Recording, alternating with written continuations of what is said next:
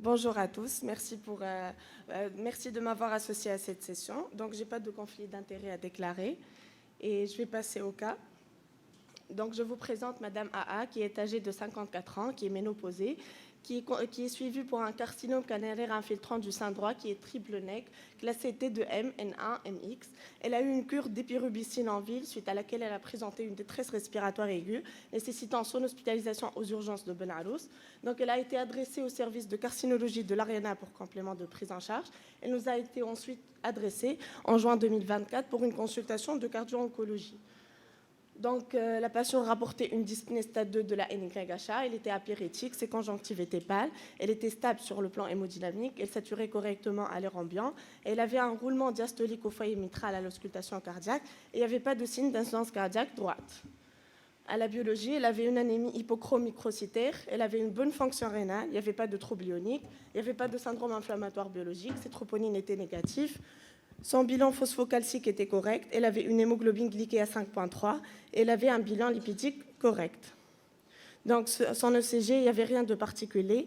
Elle était en rythme sinusal. Il n'y avait pas de trouble de la conduction ni de la repolarisation.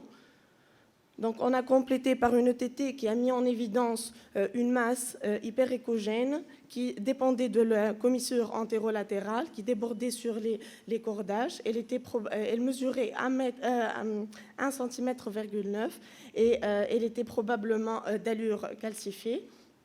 Donc, cette masse entraînait une obstruction du flux mitral avec un gradient moyen estimé à 12 mm de mercure et une dilatation de l'oreillette gauche. Par ailleurs, le VG était non hypertrophié, non dilaté, avec une bonne fonction systolique de VG. Les cavités droites étaient non dilatées, il n'y avait pas de fuite tricuspide associée. Donc, on a le complément ETO a confirmé les données de l'échographie. Il s'agissait bien d'une masse hyperéchogène qui dépendait de la commissure antérolatérale qui débordait sur les cordages, qui occasionnait une obstruction du flux mitral et deux fuites mitrales modérées, jugées modérées. Donc, par ailleurs, la valve aortique était tricuspide, elle était fine, et il n'y avait pas de fuite ni d'obstruction, ni de sténose. Donc, à ce niveau, on a évoqué le rétrécissement mitral rhumatismal, le rétrécissement mitral dégénératif et une tumeur cardiaque. Donc, un rétrécissement mitral rhumatismal, oui, mais la petite valve mitrale n'était ni épaissie ni rétractée. Il n'y avait pas de fusion de la commissure postérieure et l'antérieure était envahie par la masse. Il n'y avait pas d'atteinte valvulaire rhumatismale associée. Dégénératif, mais la patiente était quand même jeune. Il n'y avait pas de facteur qui précipitait le facteur dégénératif. Elle n'avait pas de dyslipidémie, elle n'avait pas d'insuffisance rénale. Son bilan phosphocalcique était correct. Elle n'a pas encore eu sa radiothérapie. La localisation, elle est quand même inhabituelle des calcifications et il n'y avait pas d'atteinte aortique associée. On a même évoqué la nécrose caséeuse de l'anneau mitral, mais selon la littérature, ce n'est pas la localisation préférentielle de la nécrose caséeuse, c'est plutôt en arrière de la petite valve mitrale, au niveau de l'anneau mitral postérieur et du sillon atrioventriculaire. La tumeur valvulaire, donc devant le contexte néoplasique, le diagnostic d'une tumeur cardiaque valvulaire, en particulier d'une métastase, devait être évoqué. Donc, l'échographie transthoracique et l'examen de première ligne pour la détection et l'orientation diagnostique et étiologie des masses cardiaques. J'ai trouvé une étude cohorte rétrospective de 286 patients qui a été réalisée en Bologne, donc, qui a évalué 286 patients par une échographie transthoracique pour suspicion de masse cardiaque. Ces patients, l'objectif de cette étude était principalement d'identifier les paramètres échographiques prédicteurs de malignité. Donc, ces données échographiques ont été par la suite confirmées par une preuve histologique. Et parmi les paramètres qu'ils ont identifiés, l'infiltration, l'épanchement péricardique associé, la forme polylobée, les implantations incisives, l'inhomogénéité et la localisation en an gauche. Et un score supérieur ou égal à 3 était en faveur d'une masse maligne. Pour notre patiente, il y avait probablement l'infiltration et les implantations incisives.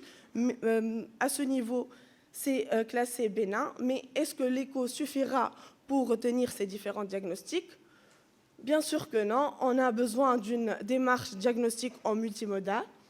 Et devant le contexte néoplasique, on a complété par un PET scan à la recherche d'une localisation secondaire, sauf que le PET scan n'a pas montré de fixation cardiaque ou extracardiaque. Donc, heureusement pour elle, son cancer n'est pas métastatique.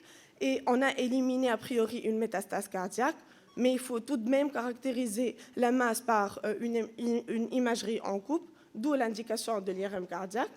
Donc, vous savez tous que l'IRM cardiaque est l'imagerie de choix pour caractériser les masses cardiaques, d'abord pour les caractériser et pour étudier leur extension locorégionale. Donc, vous voyez ici l'IRM de notre patiente qui confirme déjà l'existence de cette masse valvulaire. Elle était en hyposignal T1 à T2, elle mesurait 2 cm et elle ne présentait aucun rehaussement cardiaque. Donc, après cette fameuse IRM, on n'est pas sorti de l'auberge. Et c'est finalement un simple scanner cardiaque sans injection de produit de contraste qui a retenu la consistance entièrement calcique de la masse. Adjugée, on est devant une masse cardiaque valvulaire entièrement calcifiée qui est synonyme de bénignité. Donc, le cancer du sein a été classé T2M N1M0. La patiente a été proposée pour une chimiothérapie à base d'anthracycline et de taxol. Entre-temps, elle a fait un deuxième épisode d'insuffisance respiratoire aiguë en rapport avec un OAP suite à sa deuxième cure d'anthracycline qui a été précédée par une dose de 4 mg de corticoïdes IV. On a refait l'échographie à distance de cet épisode en janvier 2025. C'était les mêmes constatations, la même taille de la masse. Elle était toujours obstructive avec un gradient moyen à 14 mm de mercure.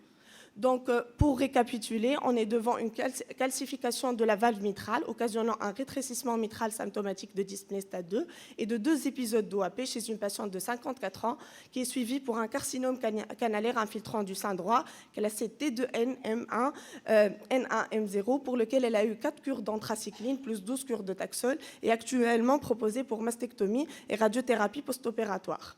Donc, on a proposé la patiente en chirurgie cardiaque pour un remplacement simple de la valve mitrale. Dans le cadre du bilan préopératoire, sa coronarographie était normale, le TSA était sans anomalie et son bilan infectieux était négatif. Son Euroscore était de 0,69. Bonne nouvelle, la patiente est proposée pour la semaine prochaine.